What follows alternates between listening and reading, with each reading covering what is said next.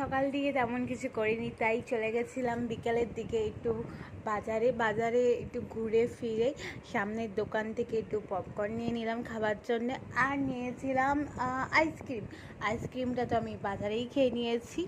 আর popcorn খেতে খেতে ভাবছি রাতে কি খাবো, রাতে ডিনারটা তাই না করে অনলাইনে অর্ডার করে দেবো, এইসবই ভাবতে ভাবতে পপকর্নটা খাচ্ছিলাম। খাওয়ার পর আমি যেমন ভাবলাম একটা কম্বো অর্ডার করে নিয়েছিলাম, কিন্তু কালকের যে কম্বোটা ছিল সেটা সব থেকে আমার বোগাস কম্বো ছিল। আমি এত বাজে কোনো দিন অনলাইন থেকে খাবার খাইনি। কম্বোতে ছিল একটা জিরা সোডার ছোটো একটা বোতল দিয়েছিল, আর আলু বিরিয়ানি আর চিকেন চাপ আলু বিরিয়ানিটাই আমি বেশিরভাগ আনাই, কিন্তু এই রেস্টুরেন্টটা এতটাই পরিমাণে বাজে।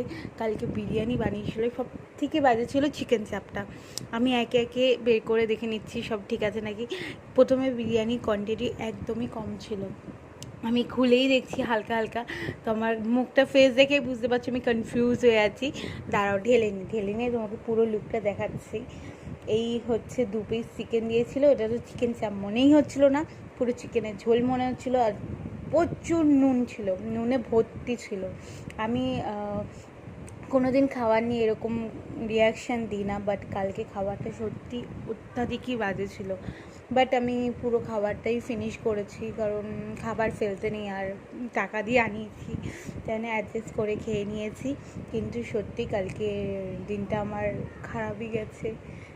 But okay, thank you watching আমার এতটা ভিডিও দেখার জন্যে। প্লিজ লাইক করো অ্যান্ড সাবস্ক্রাইব করে দিও। Bye by.